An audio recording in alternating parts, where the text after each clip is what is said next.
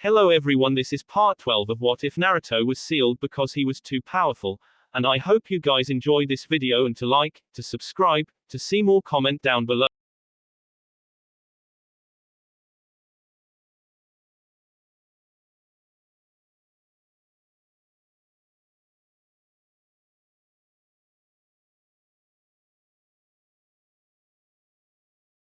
Kakashi and Shikamaru sat in restaurant after finishing another day of information gathering, which was pretty much them being tourists.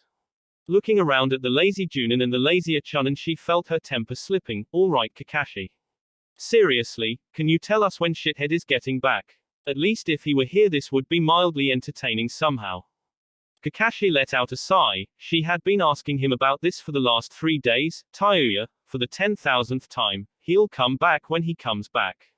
I'll know when he's on his way and I'll let you all know. Tayuya grumbled and crossed her arms. Shithead, he'd better have a damn solid excuse for ditching us here like this. Shikamaru yawned. Whatever, you troublesome woman.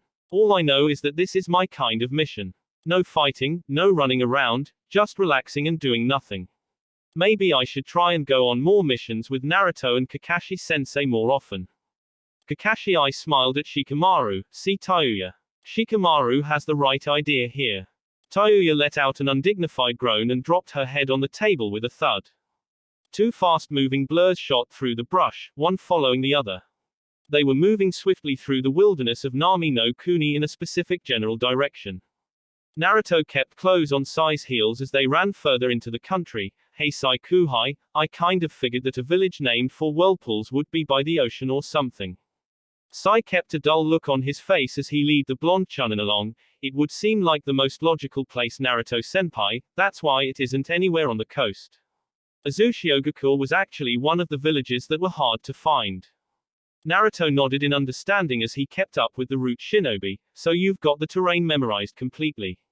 That's actually very impressive. I haven't seen you pull out a map once. A map would have been too dangerous to bring, Naruto-senpai. Sai admitted as they continued on. Remember, there can be little to no evidence of your relationship with Danzo-sama other than to those that already know. And even then, it would be far better if they didn't know that you are still in contact with us. Naruto could only imagine the shitstorm that would commence if Tsunade or Jiraiya found out that he was still in contact with Danzo. There was no way that Naruto could convince them that Danzo was simply doing the duty he swore himself to doing when he said he would protect Konoha. If he came to them with that argument, they would just say that Danzo had brainwashed him like the rest of Root when he was a child, and that would be that. He would be locked in a cell, or even worse, sealed again. Naruto liked being able to think clearly and logically. Thank you. Naruto's thoughts wandered towards the capabilities of Sai. He didn't know how good he really was. Chances were he was probably better in practice than the majority of the other ninja his age, as Danzo would never have made him his contact if he wasn't.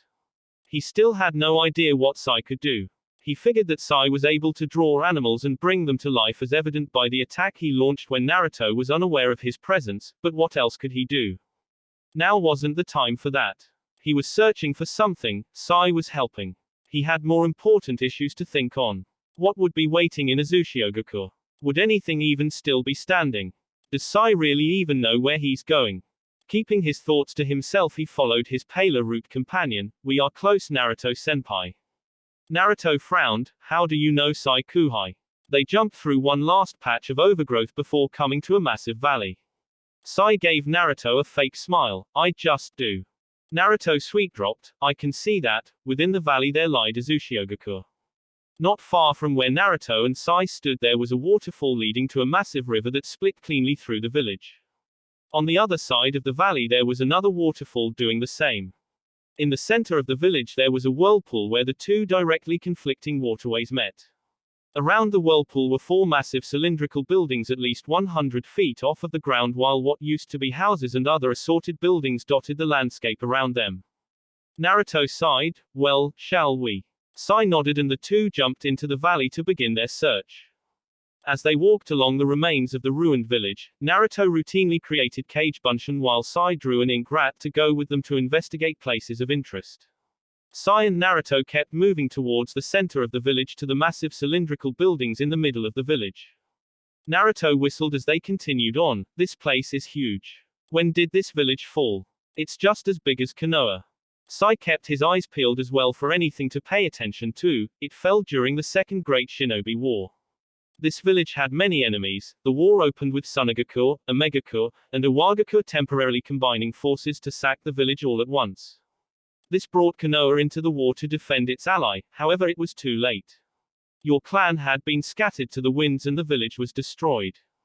Naruto frowned. That's a very morbid breakdown of what happened, Sai Kuhai. We need to work on you sugar-coating stuff like that.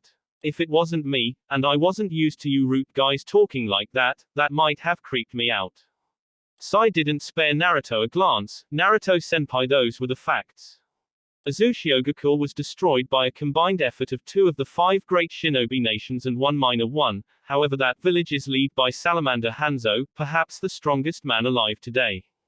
Bullshit. Naruto almost jumped at the Kyuubi's timely interjection into the conversation. What do you mean Kyuubi? I know Hanzo, he beat Ero Kyofu, Tsunade Barken, and Orochi team at the same time back in the day. That seems pretty damn strong to me. Why would he not be? The Kyuubi huffed, because the strongest man alive definitely isn't Salamander Hanzo. Hanzo is a gnat compared to the man that is truly the most powerful. You've got to go further back into your history for that. It laid down on its haunches and yawned. You're not even close to who the strongest is, Ninjin. Naruto rolled his eyes. Whatever, Fuzzy, he's old as hell. He was old when he fought the Sannin, and he's still considered the best. Why won't you just tell me who it really is already so we can end this conversation?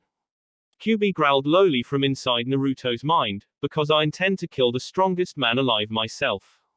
I truly hope you challenge me before you run across him so that after I kill and devour you I can take out my anger on him. Naruto thought once again of his fated battle with the Kyuubi. Why do you have to be so angry all of the time? Why can't you just help me? I've done everything I can reasonably do for you without letting you go since it would kill me and I couldn't do it anyway, not to mention the fact that if I did you would utterly annihilate Konoha. Kyuubi shut its eyes. No, I wouldn't. Naruto raised an eyebrow, getting the attention of Sai, but he was busy at the moment. Wait, what? Run that by me again, I don't think I heard you correctly. Kyuubi bared its teeth at Naruto's disbelief. You heard me, Ninjin. If I were released and weren't already directly in your puny village I wouldn't touch it. I have more important things to worry about than the weak mortals that populate your town. Naruto thought about that. He figured the Kyuubi would raise Konoha to the ground regardless just for shits and giggles. There was something out there more important to him than destroying the place that had been his prison for years. Not only that, but whoever this person was that the Kyuubi was talking about had him convinced that he was going to be in Naruto's future somehow. Uto-senpai, are you alright? Naruto snapped back into the real world from his thoughts by the emotionless voice of Sai. Naruto-senpai, do you need to rest? You were just walking ahead blankly when I tried getting you to stop. I thought I would have to do something physical to get you to stop. Naruto grinned sheepishly. Sorry, Kuhai. It was a conversation between me and the fox, nothing but Jinchuriki stuff, you know. Sai nodded. Come on, we've arrived at the main buildings. Sai entered through doors that were blown off of the opening, leaving Naruto outside. Seeing a brat like that makes me glad that I got sealed inside of you. I can just imagine that kid's head being a wall of white. The Kyuubi cringed. Then I really would be pissed. Naruto mentally agreed with his tenant and followed Sai inside to keep up the search. The inside was worse than the outside. Despite looking relatively sturdy and intact, it was a wreck on the inside. Naruto's whistle echoed throughout as he looked around the main, massive room. Man, Father Time sure took a sledgehammer to this place, didn't he? It can't be helped, Naruto-senpai. Sai appeared behind Naruto. This general area was clearly where the defenders made their last stand. With these buildings still intact, it must have been an amazing battle. Naruto raised an eyebrow at his sudden appearance. Were you just waiting behind the front door to try and scare the shit out of me when I came in or something? Sai looked at him blankly. Never mind, and if this is where the last stand was made, then where are the bodies? Blood, weapons, anything. I mean, yeah, this place is beat the hell up, but other than that I don't see any sign of past warfare. The room was basically a large chamber. It had an ornate spiral symbol in the center of the room with a spiral staircase on the walls. The stairs were collapsed, however. No big deal, nothing a little wall walking couldn't fix. Naruto turned toward Sai and pointed up where there was a ledge with a large ornate door on it. Shall we then? Sai and Naruto channeled chakra to their feet and began running up the wall, until they were forcefully shoved backwards with a burst of energy. A sealing array appeared on the wall as the building began to shake and a wall sealed off the entrance. The boys looked around rapidly. Shit, Sai. Please tell me the building isn't coming down. My luck cannot be that bad, there's just no way. Sai had a bead of sweat going down his face. It should have been expected. A mistake on both of our parts. We should have figured that a village feared for its forays in Fuinjutsu would have set some traps for intruders. Any use of our chakra must have triggered it. The floor opened up, forcing the two to jump back as a statue emerged from the opening by way of an elevator. The elevator was covered in blood, as were parts of the statue, signifying what had happened to any of the attackers. Naruto and Sai were prepared for combat, however the statue did not move. It was an elaborate statue 40 feet high of a bearded man with long hair and an Azuchiogakure Hittite, as well as old armor reminiscent of the days of the Shodaime Hokage. It simply stood in a still pose. Naruto looked at Sai and shrugged. So, what? Are we just supposed to sit here and admire the pretty statue until we die of old age in here? Maybe that's how they killed the invaders, locked them in here with the big stone guy here and bored them to death. Sai shook his head. Do not let your guard down, Naruto-senpai. We are still in grave danger here. Naruto scoffed. I know, Sai Kuhai. It's just that when I say stupid things like that, it's like I piss off some deity with direct control over the random shit that happens to me. I just said that so that something cool would happen and then we could move along.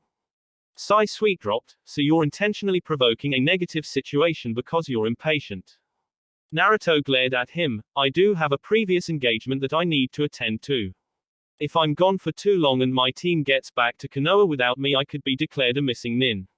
We need to get the fuck out of here. How we're going to do that is another question entirely. The wall apparently repels chakra.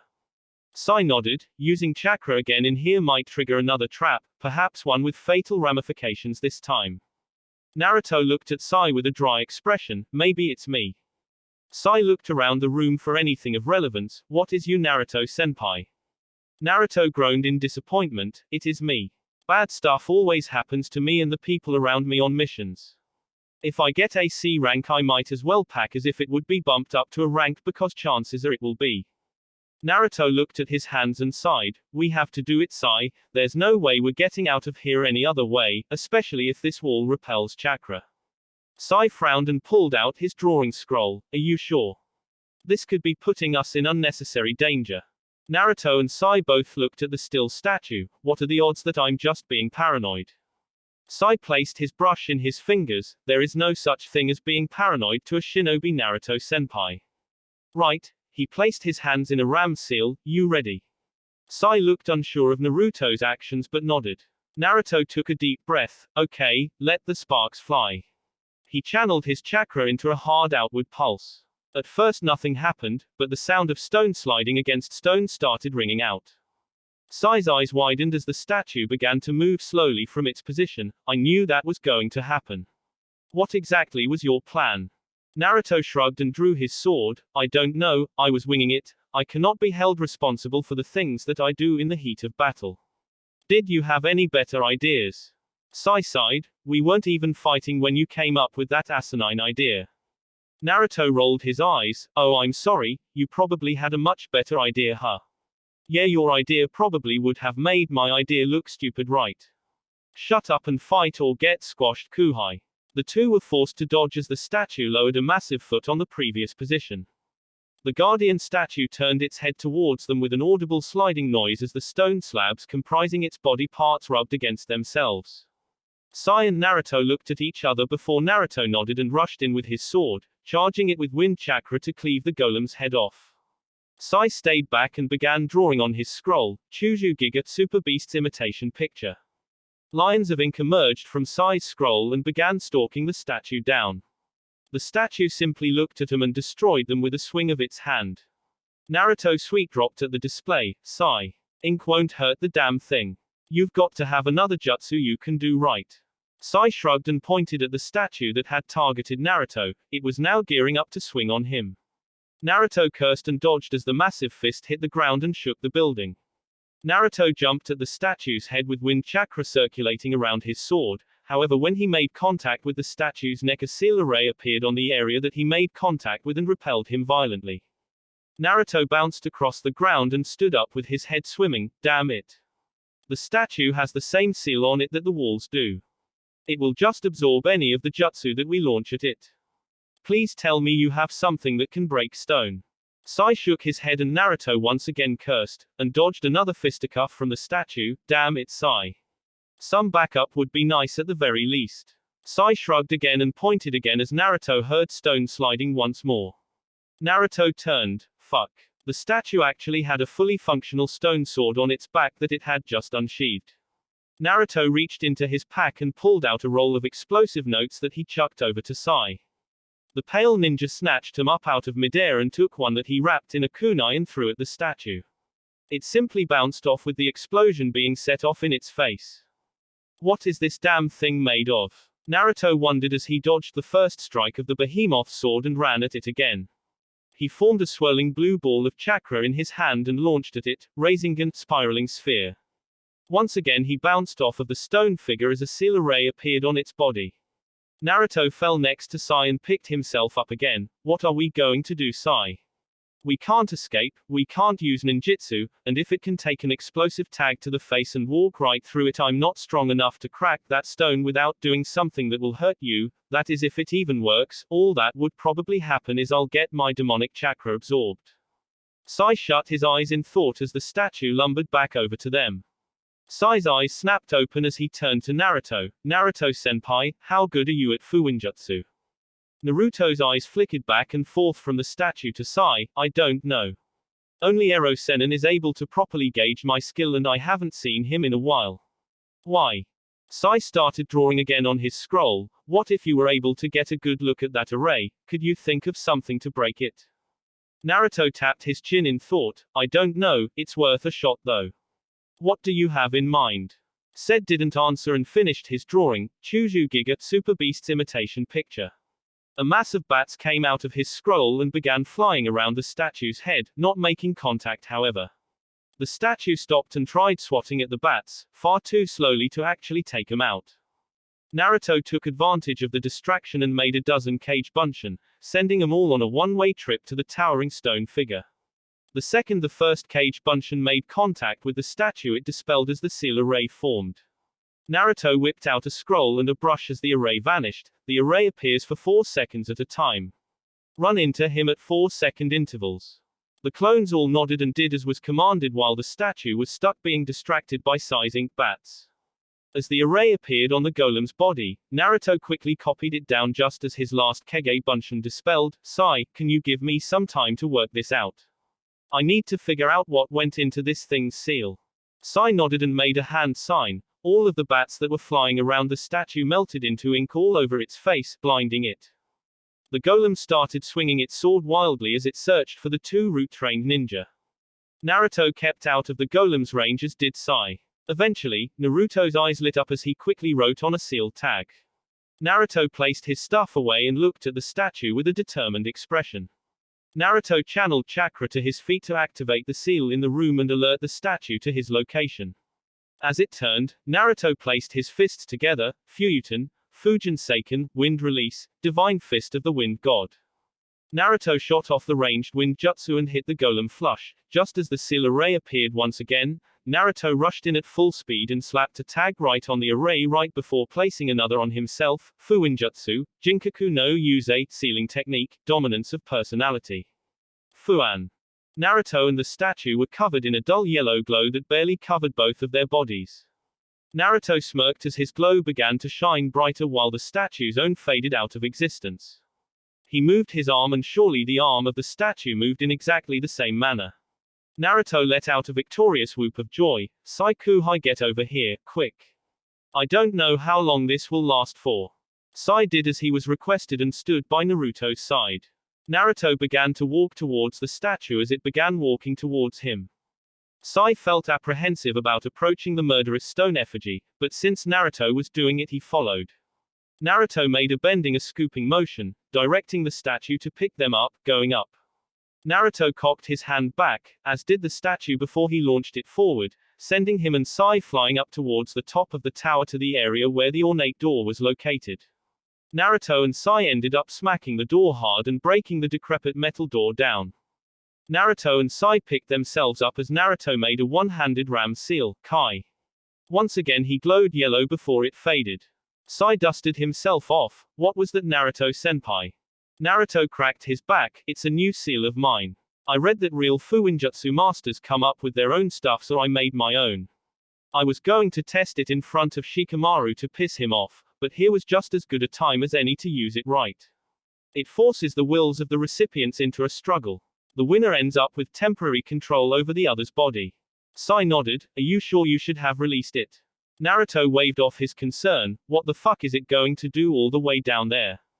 The sounds of stone hitting the ground re-attracted their attention to the statue below as they saw it pick itself off of the ground and try climbing the wall. It only made it slightly off of the ground before dropping back down onto its back. It then repeated the process. Naruto sweet dropped at the sight. Let's get the hell out of here. He pointed at a bridge linking one tower to the next. The two dashed from their first location to their next destination as the sounds of the statue attempting to pursue them sounded out. Kirigakure Tayuya sat on the edge of a cliff on one of Kiri's surrounding mountains, looking out at the village while simply playing her flute in boredom. She looked over at Shikamaru, who was sprawled out on the ground staring up expressionlessly. Kakashi had told them to scope out surrounding areas and vantage points of the village that they could get away with seeing. Tayuya could feel the Anbu watching them but paid them no real mind. They weren't really doing anything wrong. While they had been off doing that, Kakashi had some Kakashi stuff, as he dubbed it, to attend to elsewhere. Tayuya finished up a song and looked up with Shikamaru. How fucking long are we going to be here? I want to go home already, this is boring.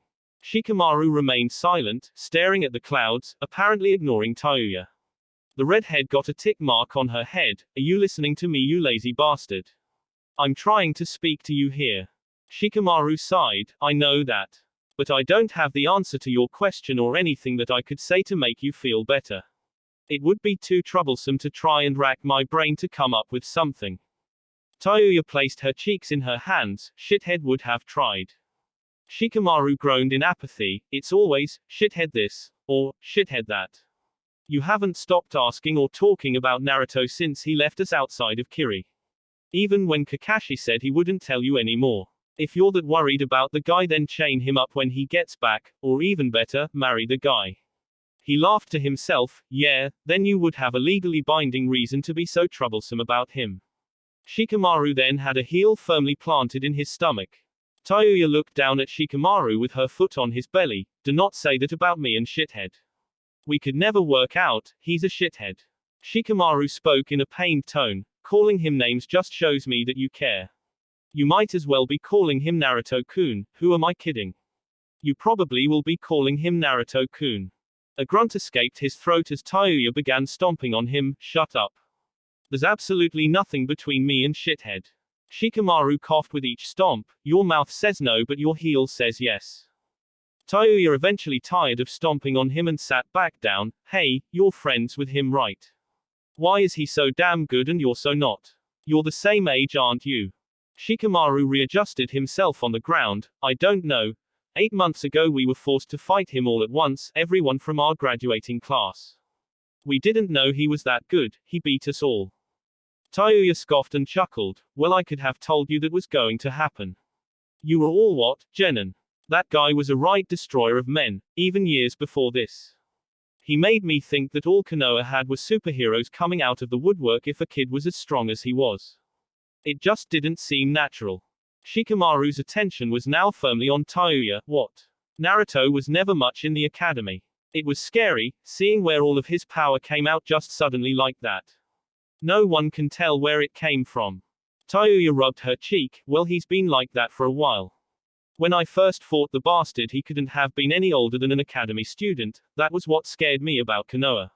You know, the cursed seal that the little butt pet Uchiha has. Well, we were all fighting with it on, and we knew what we were doing.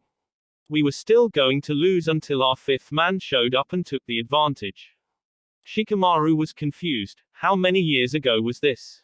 Tayuya thought for a moment. I would say about 6 years or slightly less. Shikamaru sat up abruptly. Wait, you're saying that Naruto fought you and the rest of your Oto kidnapping team when he was 8 years old? That's impossible, he first enrolled in the academy at the age of 8. Tayuya shrugged, I'm only telling you what happened. He had a weird plain white mask, but it got all carved up during the fight. The blonde hair and whisker marks were a dead giveaway when I saw him again though. I thought I saw my life flash before my eyes when I did. I was more worried about fighting him than you and your little fat friend at the time. Shikamaru simply looked away in thought. Seriously, Naruto. Why do things have to be so troublesome when you're involved? Who are you? Kirigakure, with Sai and Naruto and Sai emerged from the top of the third tower singed and with shallow cuts on their bodies. Naruto sighed, what the hell? That wasn't anything at all, it was like the entire top floor of the building was one big trap. Sai winced slightly as he touched a cut on his side. Maybe that was a training facility for a zoo shinobi. It certainly worked like one. Naruto growled, shouldn't there be some way around this stuff? We still have one more of these things to check, and with our track record the next one might just spontaneously combust when we get within 5 feet of the entrance. After leaving the building housing the Statue of Death, Naruto and Sai entered what looked to be the administrative building. The skeletons of fallen enemy and a zoo shinobi alike told them both that a fierce battle had gone on inside of this building. Of course the corridors to the main office were booby-trapped, once again with a seal array that locked them inside of a long hallway and began to cook the boys alive. Naruto was luckily able to locate the seal array on one of the walls and mentally shut out the heat roasting him alive until he could break down the seal and deactivate the trap. Naruto took notes on that seal before they left, hoping that it could be applicable elsewhere. It was a pretty nasty trap. Upon reaching the main office they found that it had been ransacked. There was nothing, the vault was empty, even the desk had been stripped bare. They boys then left and entered the next tower, which was basically a chakra-less run through a building filled top to bottom with a ridiculous amount of traps ranging from ceiling arrays that shot fire, collapsing floors leading to spike pits, ranged kunai and shuriken triggers, and the pool filled with water that had a live current running through it. Naruto looked up at the sky and yelled, all I've learned in this place is that I know nothing about booby traps. How did these people get beaten again?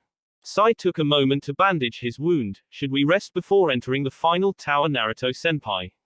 Who knows what will be in there? Naruto nodded and sat down on the walkway looking out at the raging whirlpool they were standing over. That is one imposing landmark. Naruto saw Sai wrapping bandages around his exposed midsection. Are you okay? You aren't hurt too bad, are you? You should tell me if you are, because you don't have a 6-story fuzzy red physician in you like I do. Go fuck yourself, ninjan. Physician that. Sai grunted in affirmation. They are just flesh wounds, senpai. I will be fine after a short rest. Naruto accepted his answer before deciding to chew the fat a bit with the boy. So Sai Kuhai, did Danzo Gigi finally let any girls join Root, or is it still just full of dudes, because I told him about that? Sai paid close attention to his wounds as he spoke. Root has females, Naruto-senpai. Riva-san is a girl, as is Maki-san. They came up around the same time you did and are within a few years of your age. How did you not notice them? Naruto's eyes widened. What? Maki and Riva are girls. Damn it, I was never able to tell. Maki always kept her hair so short and wore baggy stuff. Riva didn't sound like a girl, nor did she have the figure at the time, and not to mention that both of them always wore those damn masks like they would lose them if they weren't attached to their faces. Sai gave Naruto a fake smile. That just means that you were more concerned with your work, Naruto-senpai. Naruto snorted in an amused fashion. I wonder if they were good looking. Oh, who am I kidding? Of course they were. They were kunoichi. It's like a prerequisite as a ninja that all kunoichi must be at the very least cute. They're still alive, right? Sai nodded. Ever since you were captured, Danzo-sama has scaled back on our mission intake. Losing you when he did gave him a significant hit. A lot of the operations he had planned centered themselves around you. He had to revamp everything, right down to the training, to pick up the slack. Naruto frowned and looked over at the tower. I think I should sweep for traps before we go inside, since we had so much fun during the last 2 towers. Naruto made 6 cage bunshin, go in 2 at a time and scout out the building for me. The clones saluted him and ran off towards the tower in groups of 2.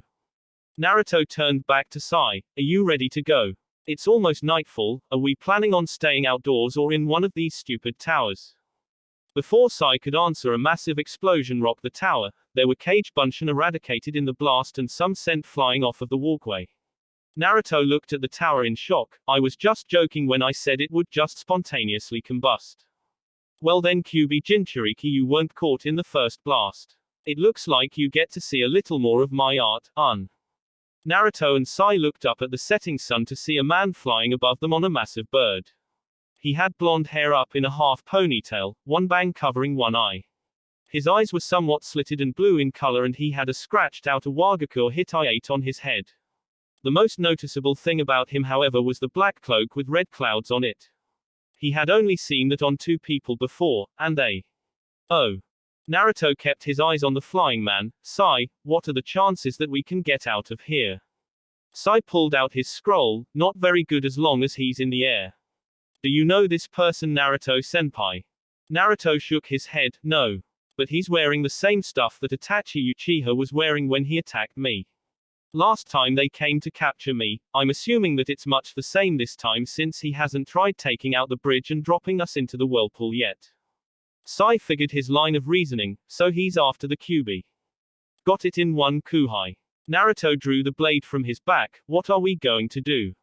He's long range and I can't really reach him from here. I have some distance stuff, but I doubt anything I have can hit him from here.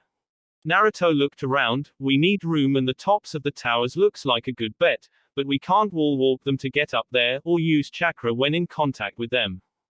Chuju Giga Super Beast's imitation picture. Sai drew a pair of birds onto his scroll and made 2 large ink replicas that he hopped onto one of. Get on, Naruto-senpai. Naruto gleefully jumped onto one of Sai's ink birds as they took off to the skies. Sai Kuhai, you can fly. Wait, why the hell did we walk all the way here then? We could have been here hours ago. Sai directed traffic with his birds. It requires chakra to do so. I do not like wasting my chakra when moving on my feet. Would be a much better way to save my chakra. Naruto nodded and turned his head. I've never done this before. Is this thing going to keep me safe, Kuhai? Sai gave him a fake smile. It can take 1 or 2 hits, senpai. Naruto sighed. Great, fine, how are we getting away?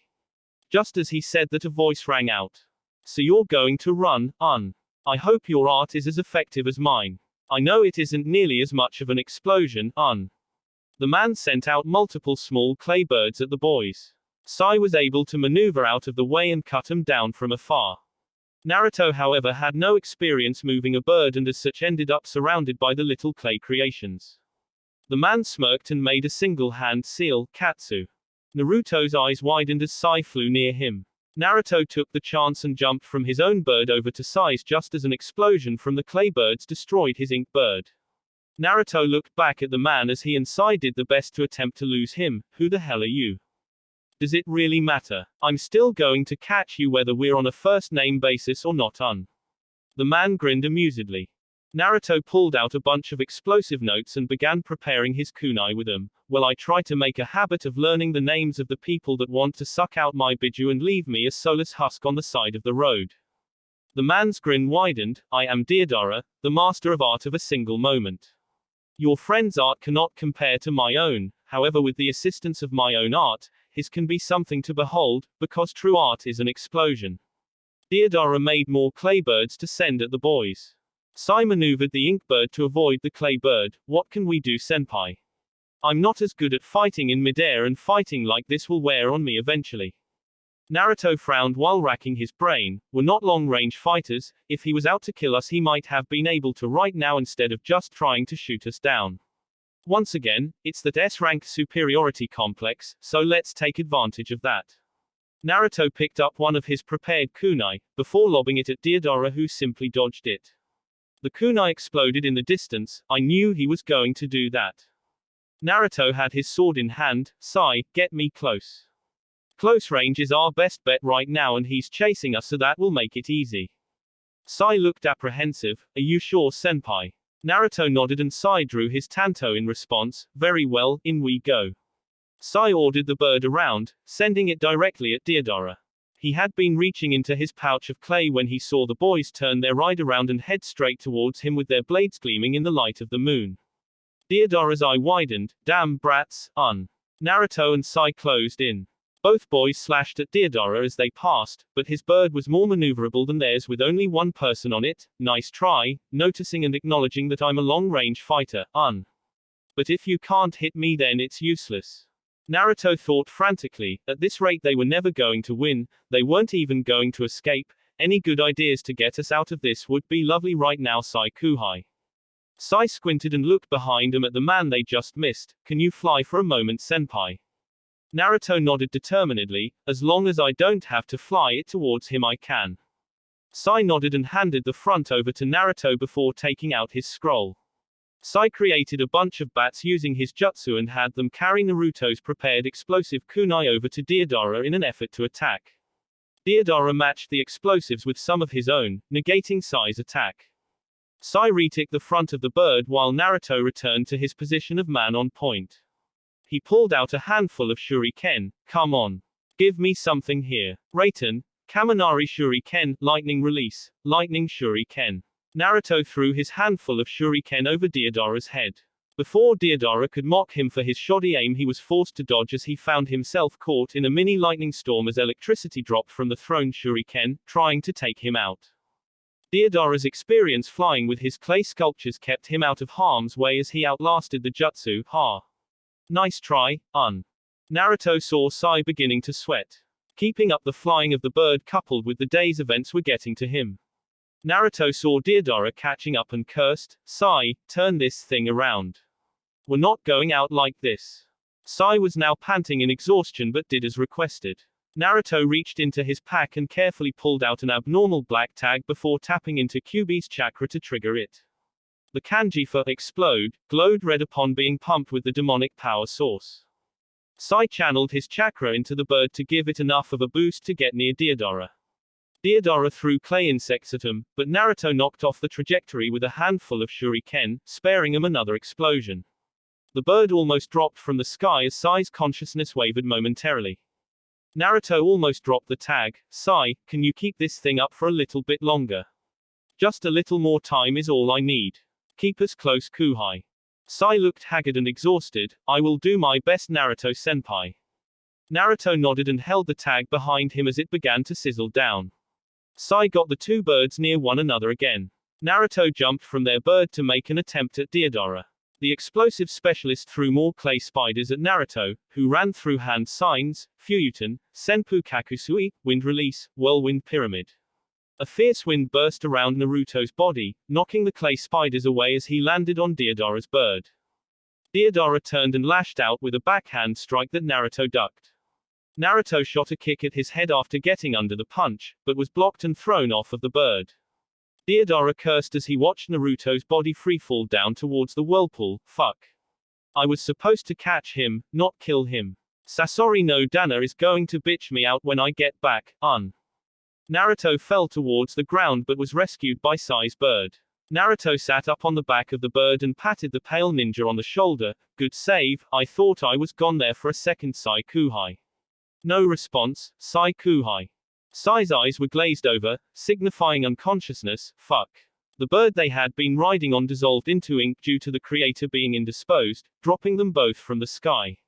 Naruto grabbed onto Sai and pushed wind chakra out through his feet to direct their motion towards the tall cylindrical building instead of the water, which would have ended with them drowning. Naruto positioned Sai onto his back and fired off a Fuyuten, Fujin Seiken to cushion the impact. As the two hit with Sai on Naruto's back, the aforementioned blonde coughed up blood. Naruto allowed the feeling to re-enter his body before rolling Sai off of his back and looking up at Deidara. Deidara chuckled at the display. That was a good little bit of survival technique, You're one pesky kid, I have to say. Suddenly he heard the sound of a rumbling sizzle. Under the wing of the bird there was Naruto's black explosive note. From his place on top of the building Naruto smirked. Boom. Deidara leapt off of the clay bird just as his clay bird was engulfed in a mid-air firestorm. That looked like a miniature sun from where Naruto was. I can see why Ero Sennin was so reluctant to teach me how to make explosive tags, because I ended up making that piece of demonic hell. Now that showed some artistic prowess, Naruto saw Deidara alive and well below the explosion that took out his bird. Now however, he was on a massive clay dragon. You are very tricky to pin down, Witness the next level of my art. C2 Dragon. Oh come on. Naruto palmed his forehead. You've got to draw the line somewhere with stuff like this, S-ranked or not. Deidara chuckled. I can see why Kisame no Dana and that ass Itachi found it somewhat difficult to take you, but you've got nowhere to go as long as your little friend is unconscious, Naruto looked at the downed Sai. He had to be suffering from chakra exhaustion, there was no other explanation. He was getting beaten even with Sai's help. He was a sitting duck on this roof. He couldn't fly, he could barely even generate chakra as his guess was right. The building absorbed or repelled chakra from both inside and outside contact with the wall. How did this place get conquered again? Now then. Deidara's clay dragon opened its mouth. You lot lose. Witness the beauty of my art, Deidara's dragon spit up many smaller dragons that flew at Naruto. Naruto cursed and grabbed Sai, running towards the edge of the building as explosions rocked it from the mini dragons. He had no clue what he was doing. It was either stay there and die on the roof that they couldn't escape when Deidara finally found a way to incapacitate him, or jump off and die by way of catastrophic fall into the water, and on the off chance that they did survive the initial fall from at least 100 feet in the air. Naruto bit his lip as he neared the edge. Whether we end up in heaven, hell, or somehow survive this, Sai is going to be pissed off when he wakes up.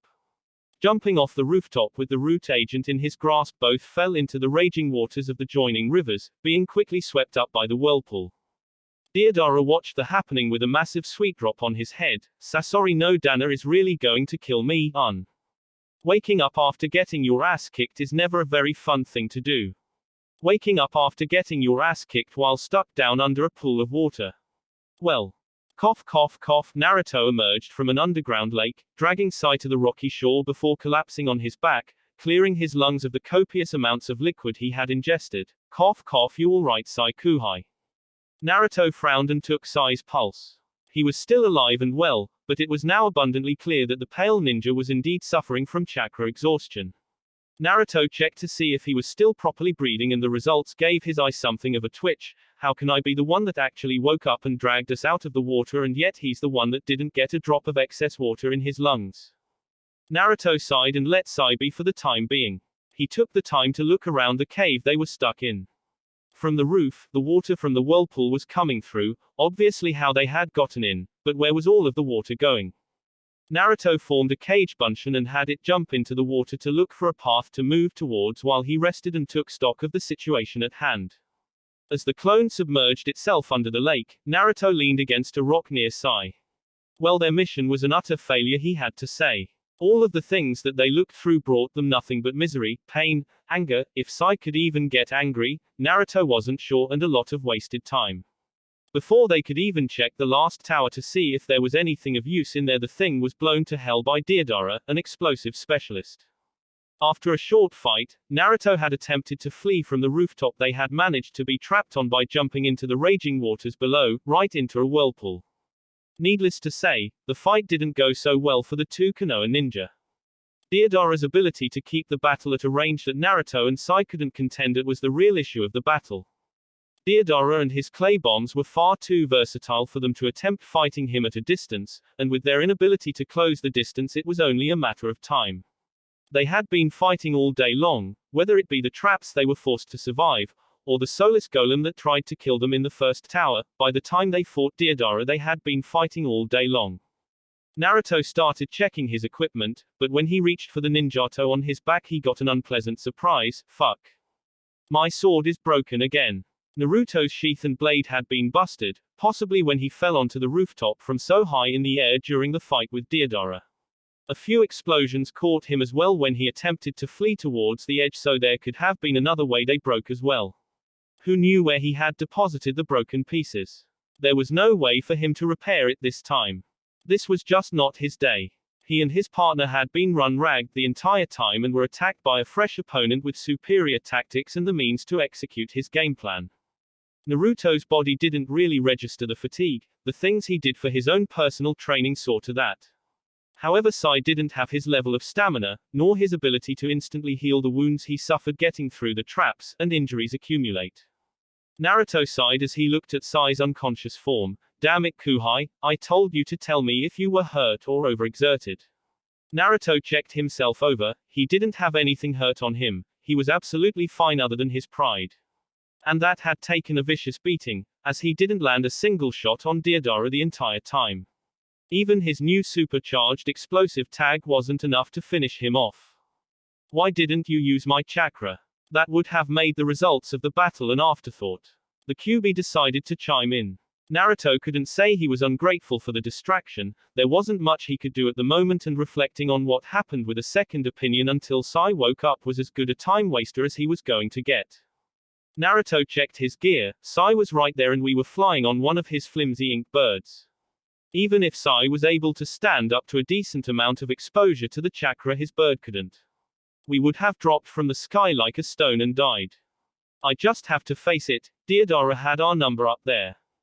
QB growled from inside Naruto's head, if you had come alone you could have destroyed that fool.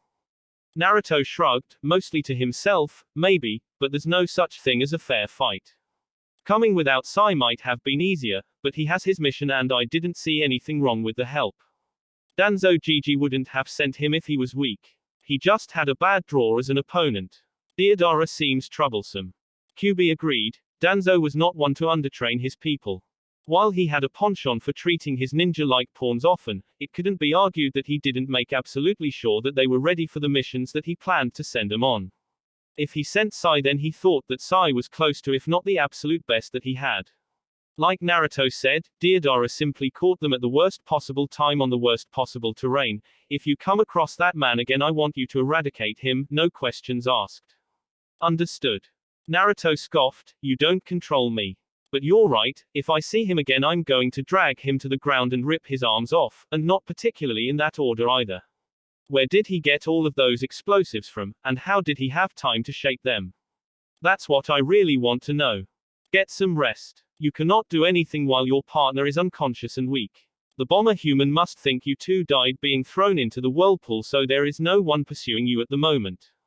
Take advantage of that and regain what strength you both can for the time being. QB said somewhat sagely. Naruto hated doing nothing, but after flaring his chakra one good time eventually buckled and began to focus on the sound of the falling, crashing water to lull him to sleep. I'm so dead. I'm so dead, Deidara repeated to himself as he flew over the whirlpool that the two boys fell into, looking for any sign that Naruto had survived and getting none. I'm so dead, UN. Deidara, get down here. Deidara paled somewhat at the sound of the gruff voice calling his name. Looking down at the abandoned, ruined village, he saw a thick, hunched figure in a black robe with red clouds and the large straw hat that Akatsuki members are known to wear. Deidara, get down here now. Deidara swallowed his nerves and landed his clay bird before pasting a nervous smile on his face. Sasori no Dana. You made it down here at last, Sasori simply looked right at Deidara. I thought you were going ahead to capture the Jinchuriki since you could move faster than I could through the air. Deidara grinned apologetically. Well, you see, I did find him and fight him. He had another guy with him and we ended up getting into a little fight. They were kind of troublesome, but in the end they weren't that hard to beat. Sasori kept his tone even, and you're not telling me everything, Deidara. Don't treat me as if I were a fool. Deidara held his hands up in a placating fashion. I never said that, Sasori no Dana, But when I beat them and moved in to finish the Jinchuriki, he took his partner and jumped off of the building I had him trapped on. And then he landed in the water and got sucked into the whirlpool. Whoops, Sasori stared at Deidara for a long minute before sighing. Your stupid excuse for art jumped the gun, did it not, Deidara? Deidara got a tick mark on his head. Hey. My art is better than your boring rust and we're attracting excuses.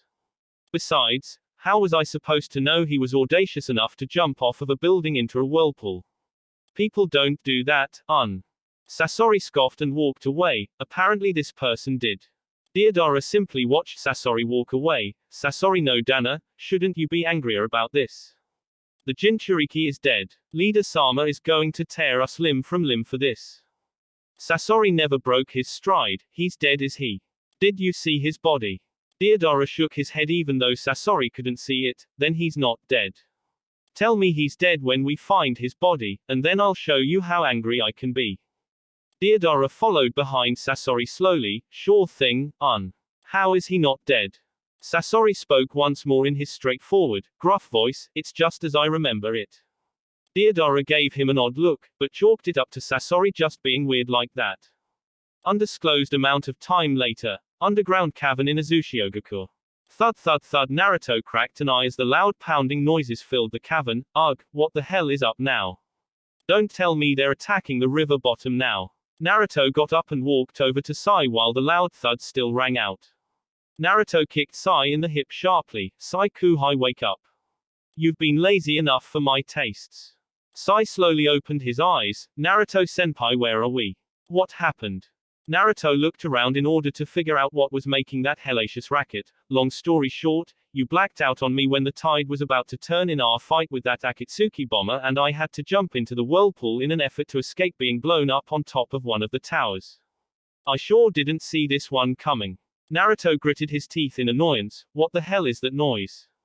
Sai rubbed his head and sat up. What are you talking about, senpai? What noise? Naruto gave him a dry look. You really can't hear that.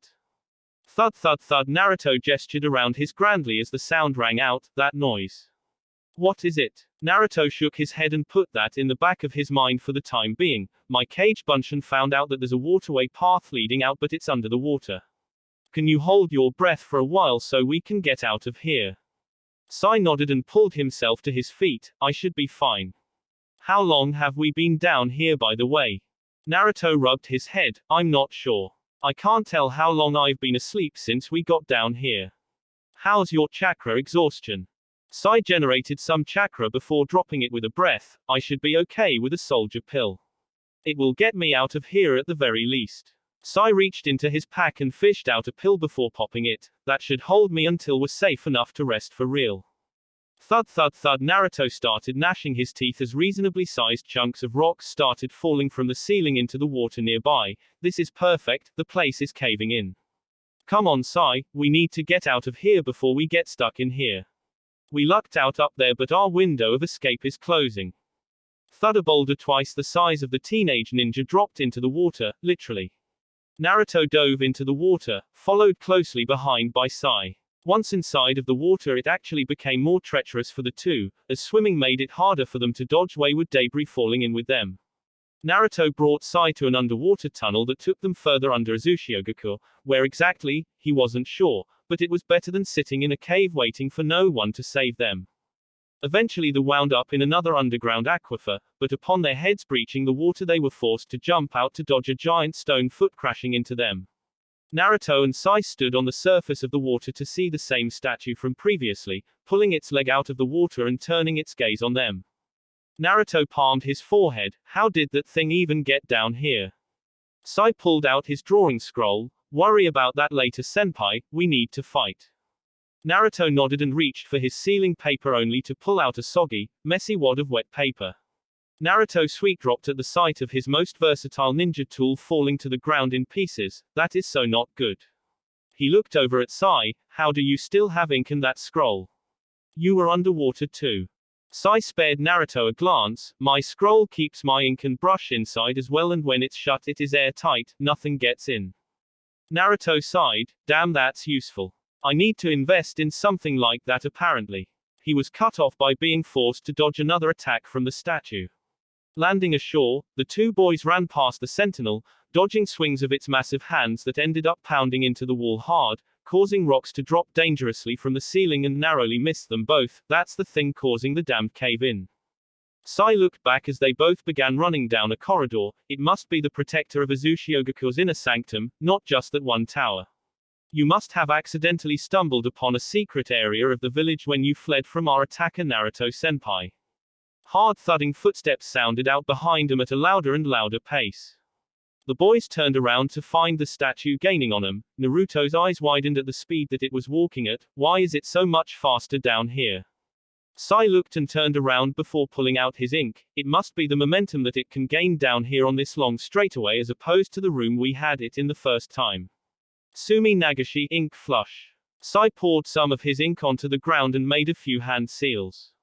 Many ink snakes burst from the ground and attempted to ensnare the statue, but upon making contact, the seal array reverted them back to ink. Was there any part of you that thought that would work? Naruto gave Sai a dry look as they continued to run. Sai Kuhai, nothing has changed since the last time we fought this thing, except this time I can't take control of it to beat it. Our jutsu will still disperse upon even touching this thing. Sai nodded in agreement. Uzushiogakure truly were fearsome seal masters if they could make buildings and living golems resistant to chakra-based attacks. Naruto shot a look over his shoulder. Marvel at my ancestors' workmanship later. We still need to lose this thing and find the way out. My cage Bunshin didn't find an exit, it just found a different path to use. When Sai gave him a questioning look he shrugged. I told it to find me a path and that's what it did. I never said to go any further. Naruto and Sai had to separate as now the statue had gotten close enough to nearly squash the both of them with its foot. It began swinging across at both boys, hitting more walls and causing more things to fall. Naruto and Sai sped up as the cavern began collapsing. What is this thing's problem? It's going to bury itself too if it keeps this up. The emotionless root ninja rejoined with Naruto as they started putting more distance between them and the statue. It must not care as long as it is able to repel all invaders. It possibly won't leave us alone until we are dead. I wonder how it knows where we are. Naruto shook his head. I don't know, but it's just a stupid statue. We might not be able to destroy it, but we can outsmart it. They then entered a clearing where there were several possible tunnels to take, leading further underground. So how are you at labyrinths and mazes, Sai? Sai stood for a moment, the statue closing in behind them before grabbing Naruto and dragging him down a random path. He dragged Naruto so abruptly that Naruto didn't even have time to steady himself and channel chakra to his limbs. Now that he thought about it, Sai wasn't doing that either. After rounding a corner, Sai grabbed Naruto and pulled him against the wall, keeping him from speaking with his hand over his mouth. As the sound of thudding got lower and lower, Sai eventually removed his hand and gestured for Naruto to stay quiet. Naruto spoke in a whisper. What was that all about? Sai responded, I know how it found us in the cave. When we last saw it, we had left it in that tower with the elevator platform coming from the ground, correct? Naruto nodded. Well, I believe that the statue can sense bursts of chakra anywhere within the inner workings of Uzushiogakure, like the way the wall absorbed our chakra when we tried to climb it at first. I believe it sends signals of our location to the statue, like some kind of radar. Naruto's interest was piqued. So you're saying that we're actually somewhere important in a zoo? But what about the statue? That bastard will just keep coming for us the entire time we're down here. Sai shook his head. It responds to bursts of chakra. If we refrain from using any at all, then it won't be able to pinpoint our location and will return to its hibernation mode on its platform. Naruto stroked his chin. He could see how that could work. He did flare his chakra before going to sleep in the cave. That left ample time for the statue to come from wherever its resting place was to somewhere it could attack them from. Wait. Is the platform our only way out of here? Sai shrugged. I'm not sure, Naruto-senpai, but it's certainly the most blatant way out of here should we find it. Naruto groaned lowly. So to get out of here we pretty much have to go to the big, ugly, killer statue. That's just great. Naruto looked around where Sai had pulled him to. Where the hell is this? Sai looked as well. The room, if you could call it that, was a dead-end area with one ornate door on the far wall. There were skeletons in old shinobi armor strewn about the vicinity. The two boys looked around, inspecting the skeletons. Sai picked up some old rusted kunai and shuriken before deeming them utterly useless and throwing them aside. Naruto scooped down near one of the deceased skeleton ninja and picked up a dusty-looking book. He blew the dust off of it and opened it up before reading it aloud.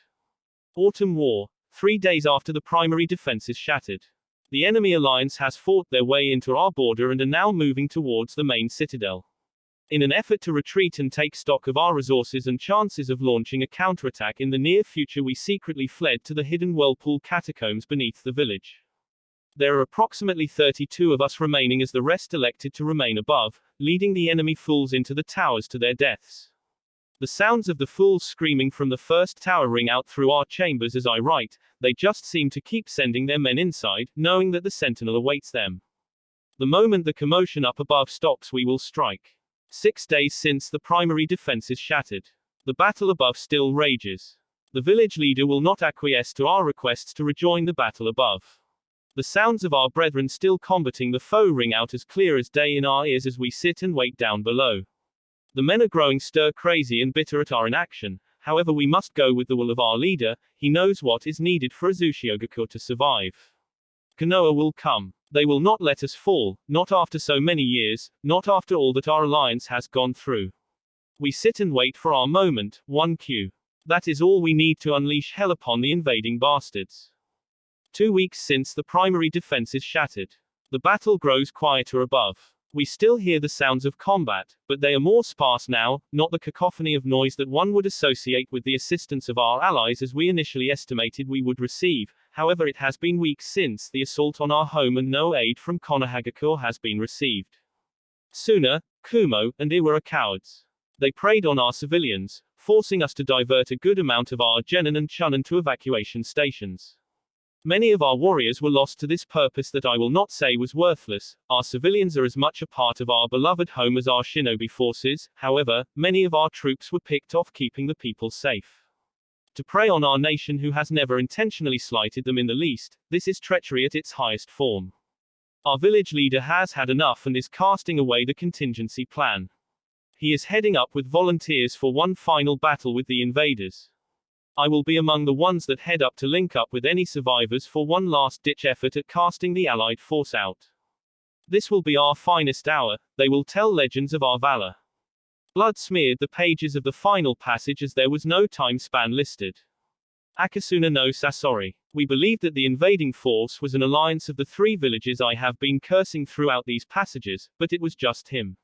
Him and him alone. He commanded a force of such overwhelming numerical superiority we figured it was an alliance. The numerous Hittite 8 visible did nothing to give us any belief to the contrary. But we were mistaken. Never have I seen such mastery of Sunagakure's most sacred art of war.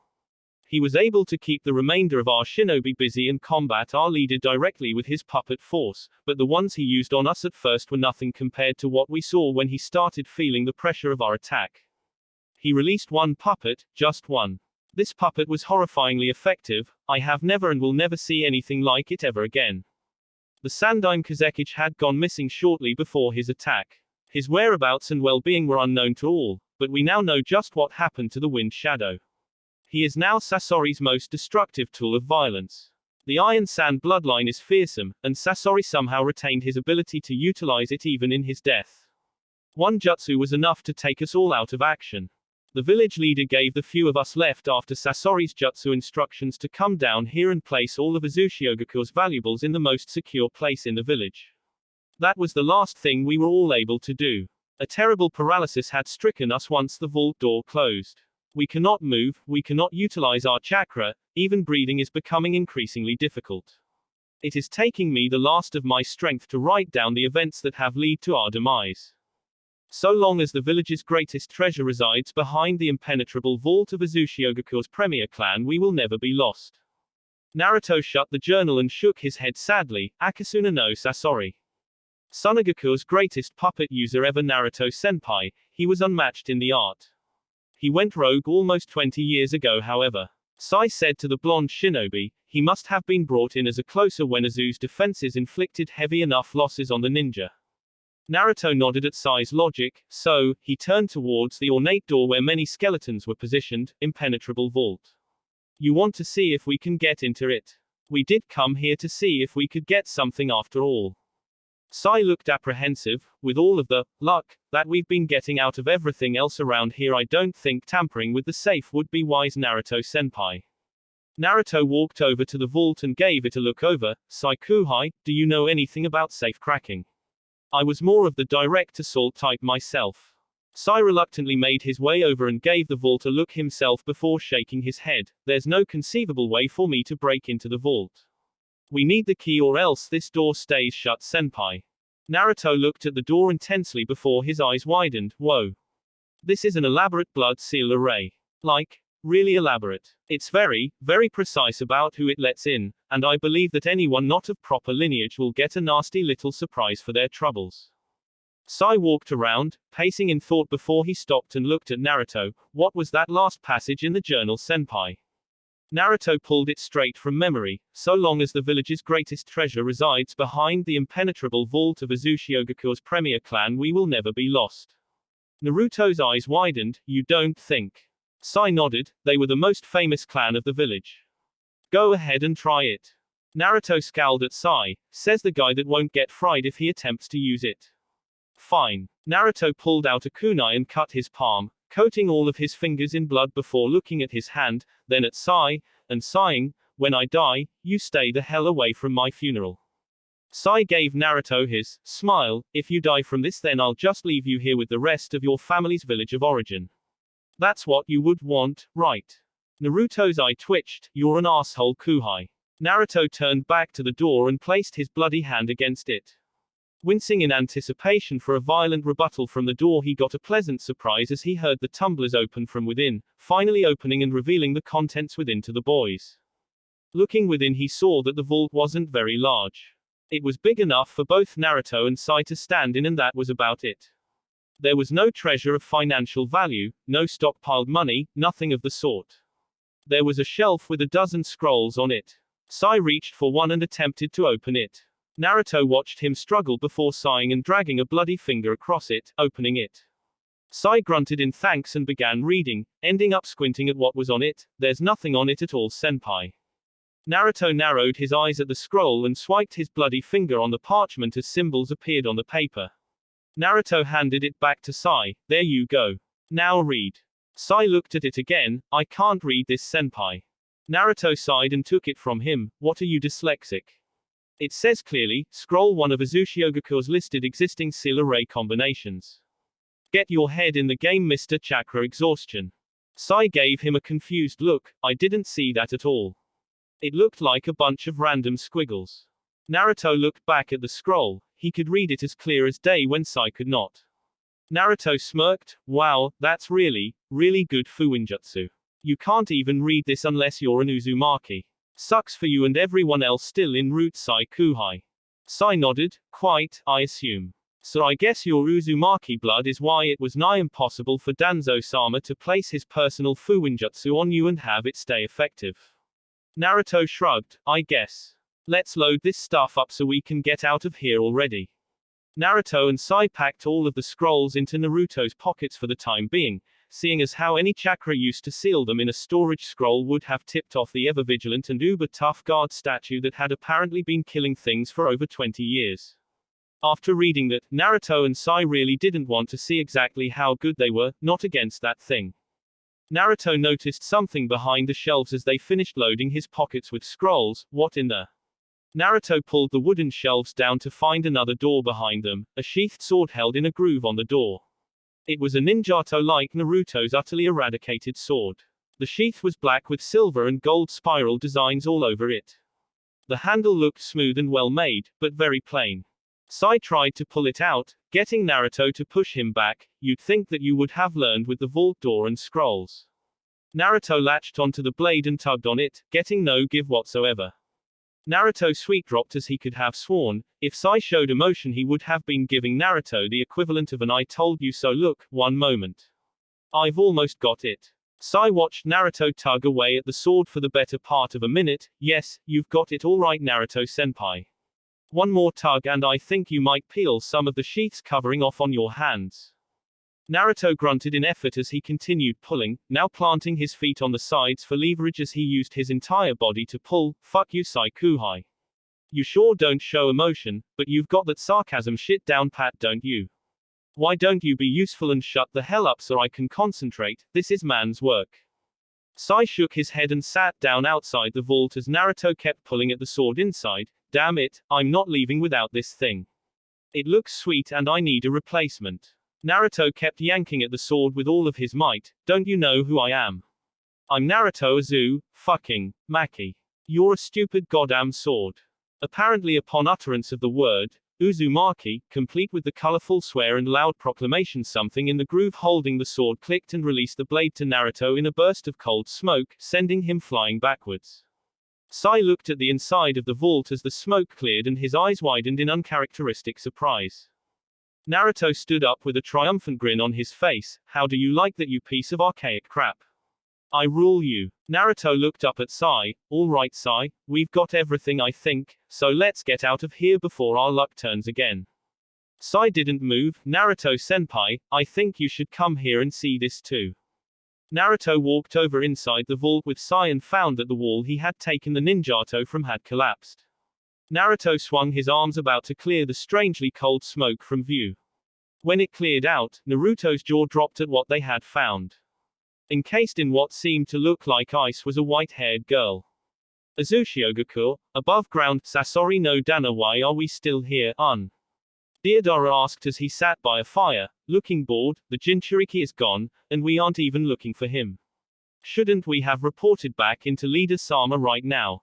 Sasori kept looking towards the trio, now duo, towers of Azuchiogakure. When Azuchiogakure was first attacked many years ago, it was believed that the defenders were wiped out after a 2-week battle. However, there were many surviving ninja that came out of hiding, fresh, for one last-ditch effort at victory.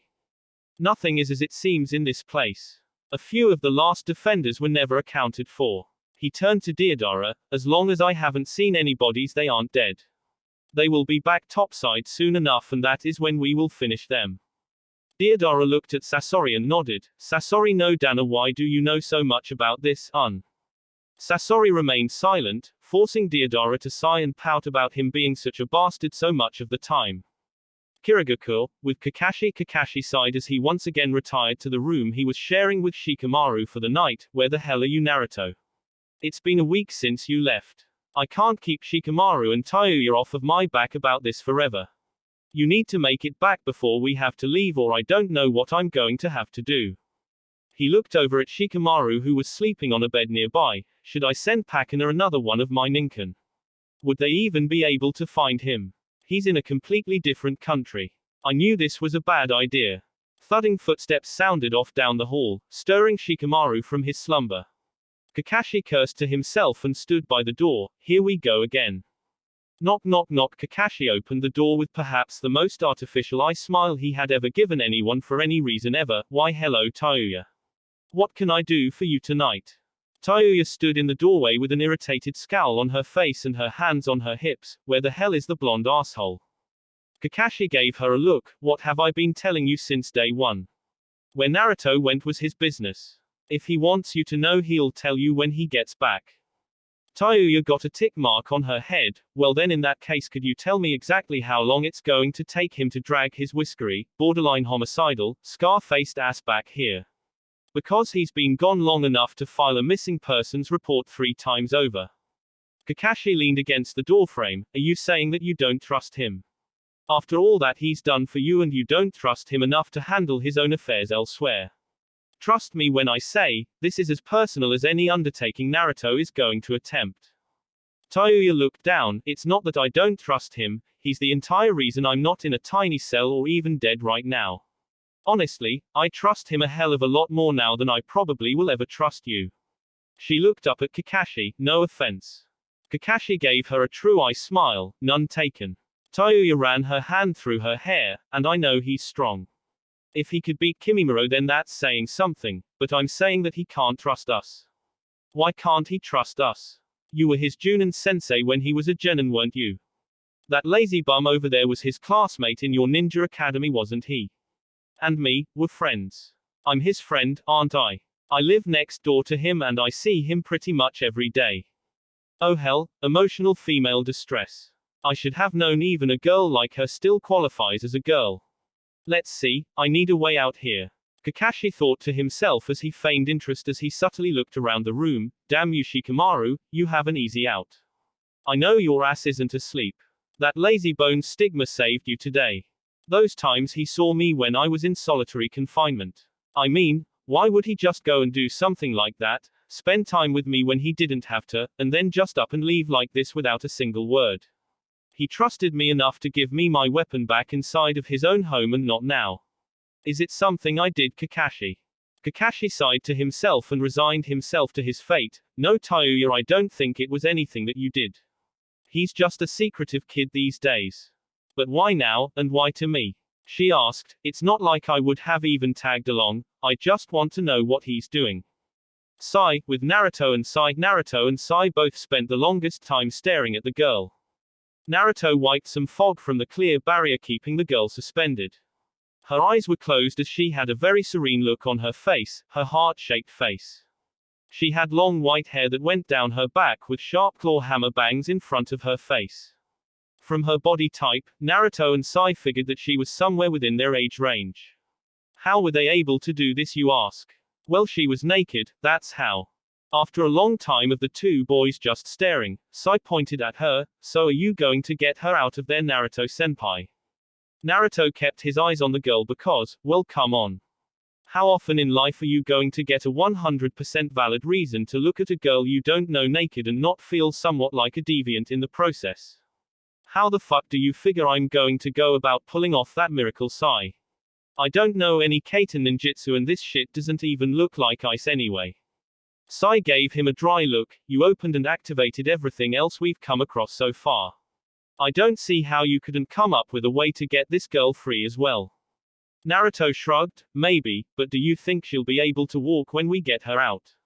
It's kind of dangerous to be around us right now if you haven't noticed. Naruto rubbed his chin in thought. Actually, more importantly, do you think she'll be able to chase us? Because if I woke up butt naked like her and found out that two guys had been staring at me for the better part of an hour, I would run to the nearest living thing and kill it. Sai frowned. Who knows? But aren't you curious right now? You said you wanted to come for everything in a zoo. Well, she's in a zoo, she's right here in front of you, and I think you can get her out. Will you just leave her here until the end of time? Naruto looked down shamefully. That would be pretty messed up, huh? But Sai Kuhai, what in the blue hell am I going to do with her?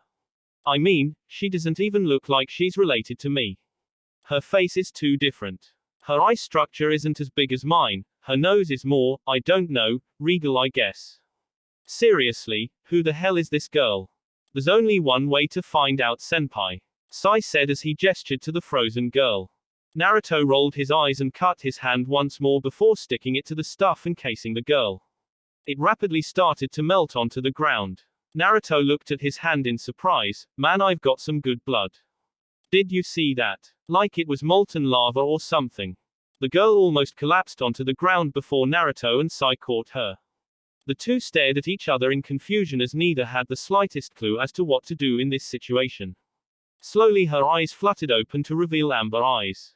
Naruto watched in interest as the girl looked into his eyes and blinked in confusion before finally speaking in a sweet voice, hello. Naruto's face was unchanging as he answered her right back, hi there. She looked around blankly, who are you and what am I doing here? Naruto shrugged, in order asked, my name is Naruto, this is Sai, and we have no clue, we thought we could get that part from you. She seemed to accept this as a reasonable answer. I see, okay, one more question. Naruto nodded, shoot. Why am I naked? Naruto and Sai looked at each other before Naruto turned back to her and answered, we don't know that either. Naruto gave her body a good once-over look, good on you though. Bravo. The girl simply looked up at him from her back, not a single indication of discomfort towards her current situation. She crinkled her nose in a cute manner. I hate to trouble you, but would either of you happen to have any clothes on you that I could wear? My own seem to be missing at the moment and this floor is cold. Naruto and Sai looked at each other before Naruto pulled a sealing scroll from his pocket and unsealed a change of clothes. The two boys gave her some privacy as they vacated the vault to allow her to change. Sai took this time to whisper to Naruto, what are we going to do now, senpai? Naruto glared at Sai, I don't know. We definitely can't leave her here, that's for damn sure. Can you take her back to Konoha with you? Sai frowned, and keep her where? I have only enough space in my lodgings for myself and Danzo-sama isn't accepting anyone else en route either, he wouldn't take her regardless. She's too old to be trained by him properly now. Naruto started pacing, this is all turning into one massive clusterfuck, I swear, I came here looking for scrolls, maybe a family tree, you know, the usual stuff. I found Akatsuki a statue with a grievance and a hot naked girl sealed in a vault. What is it with my luck? So who are you two again? Naruto and Sai turned around to see the girl with her white hair tied in twin ponytails going down her back. She had on a black pair of Naruto's shinobi pants rolled up to her knees with a black pair of sandals. She had on one of Naruto's black muscle shirt, and the sight of the girl adjusting it on her chest was actually quite appealing to Naruto, but it was business time, Kami, I'm so stiff after being stuck in that place. Me too, Naruto said before he slapped himself. What I meant was, shouldn't you give your own name before asking for someone else's? The girl's mouth opened in realization and she quickly bowed. I'm so sorry. My name is Hamiko Kiyomizu. Level 9 Seal Master Apprentice of Uzushiogakure. Naruto stared at her in shock. You're a Seal Master. No way, you're so young, how can you be level 9? My sensei isn't even level 9, he says he's level 8. She put her hands on her hips. Well, I just said I'm a Seal Master Apprentice. I'm not a fully accredited Seal Master yet until sensei promotes me to level 10. She blinked in thought. Wait, there's a battle going on right now. She looked around rapidly. Where's sensei? Where is anyone? She then noticed the hit I ate on the heads of the two boys. She broke out in a huge smile. Konoha is here. Sensei said they would come. You must have beaten all of those jerks up top. She looked at Sai and Naruto fondly. So I'm sorry, I'm such an airhead sometimes. What were your names again? Naruto answered, well, he doesn't really have a name. I just call him Sai, it seems to fit him. Sai nodded in acknowledgement, and me, like I said, I'm Naruto. Naruto Uzumaki. Hamiko's eyes widened upon hearing his surname, Uzumaki-sama. From Konoha. You must be related to Mito-sama somehow. Naruto looked at her in confusion. Mito-sama. Who is Mito? And Sama? Why am I Sama? Hamiko latched onto Naruto's arm. To be saved by a member of Mito-sama's family in Konoha, this is truly a blessing. Have you and your partner seen Sensei yet? Others will probably call him village leader or something. Naruto looked somewhat hesitant to accept her thanks. Hamiko, I don't know how to tell you this, so I'll let this guy do it. Tell her, Sai. Sai nodded. Uzushiogakure fell while you were in that chamber. You've been asleep for the better part of nearly 20 years, Hamiko Kiyomizu. Hamiko just stared at them for a moment before a grin broke out on her face. You guys need to stop fooling around. If Konoha is here, that means that we won. You shouldn't fib like that. What if I had taken that seriously? She finished with a small giggle. Naruto looked down sadly and Sai simply kept emotionless eyes on her. Hamiko stopped smiling. You guys. Right. Tell me I'm right. Tell me that you're just messing with me, that Uzu is still okay. She asked in an increasingly desperate manner. Thud thud thud. Naruto and Sai both turned towards the nearest wall and spoke at the same time. Shit. With that, the wall crashed down as the sentinel came through, its eyes set firmly on Naruto and Sai. The two prepared to grab Hamiko and run until the girl stepped towards the statue. Stop being a nuisance, Kamenu-kun. She spoke with utter authority. The statue stopped moving at the girl's behest, shocking Naruto into a stupor. How the hell did you do that? Do you have any idea the hell that thing put us through for the past 2 days? Hamiko turned to Naruto. What do you mean, how did I do that? I was the one that made the seal that animated him, why wouldn't I have control over him? Now tell me, she said in an increasingly dark tone, what happened to Uzu? She was starting to shake as she spoke. Naruto moved quickly and wrapped Hamiko in a hug. I'm so sorry, Hamiko, but Sai wasn't lying.